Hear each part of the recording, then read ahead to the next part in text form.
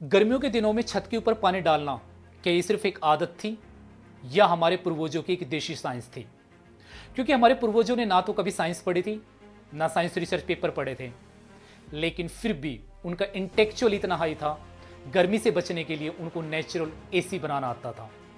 तो चलो आज हम वो नेचुरल एसी कैसे बनाते थे वो साइंटिफिक रीजन ढूंढने की कोशिश करते हैं, समझने की कोशिश करते हैं।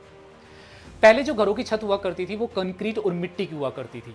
कंक्रीट मतलब पत्थर और सीमेंट और रोड़ी का मिक्सचर। अब जब वो छत पूरा दिन सूरज की जो गर्मी है, जो हीट है, उसको ऑब्जर्व कर लिया करती थी, और जब रात के टाइम पानी डाला जाता था तो वो पानी इवेपोरेट होकर मतलब भाप बनकर ऊपर उठता था। मतलब इवेपोरेशन प्रोसेस के दौरान ऐसा होता था, जब वो पूरे दिन छत ने जो हीट जकड़ी हुई थी, पकड़ी हुई थी, और जो शाम को पानी डाला हुआ है, उस पानी के साथ वो हीट मिलकर ऊपर भाप बनकर उड़ जाती थी, और इस तरीके से वो छत ठंडी हो जाती थी। पहले ऐसा भी होता था कि जो घरों की दीवारें होती थी वो बहुत मोटी होती थी, और मोटी दीवारें हीट को अंदर आने से रोकती है। अब मसलन छत ठंडी हो चुकी है और घर के आंगन बहुत बड़ा हुआ करता था, स्पेस बहुत अच्छा हुआ करता था। अब जब घर की छत ठंडी हो गई तो जो घर के नीचे का मकान है वो ऑटोमेटिक ठंडा हो जाया करता था, और जो हवा थी वो पूरे घर में फैल जाया करती थी, और इस तरीके से गर्मी से राहत मिलती थी और नेचुरल एसी जैसी फीलिंग आती थी। ये इसके पीछे सिर्फ एक साइंटिफिक रीजन ही नहीं था, इसके पीछे एक ट्रेडिशन, एक परंपरा बन गई थी। और वो परंपरा क्या थी?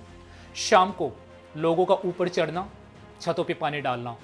जो बड़े बूढ़े होते थे, बुजुर्ग होते थे, वो शाम को छत के ऊपर बैठा करते थे, पूरे दिन की सुख दुख की बातें किया करते थे, और उससे जो मानसिक थकान थी वो दूर हो जाया करती थी।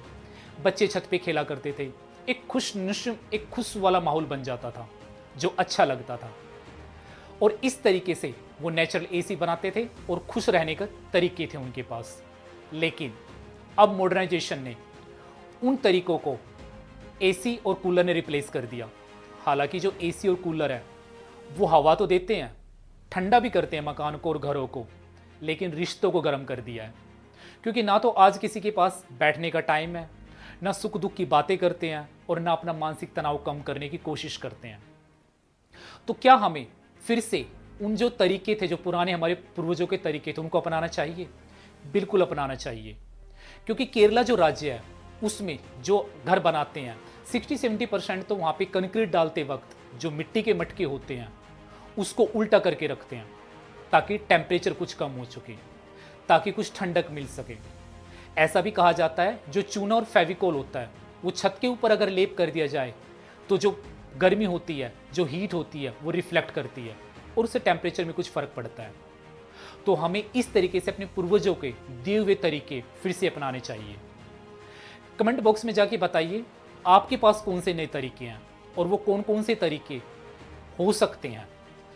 वीडियो को शेयर जरूर कीजिए ताकि हम अवेयरनेस फैला सके। वीडियो को लाइक कीजिए, सब्सक्राइब जरूर कीजिए, और कमेंट बॉक्स में अपने जो आपके पास छत को ठंडे करने के तरीके हैं वो जरूर बताइए। धन्यवाद।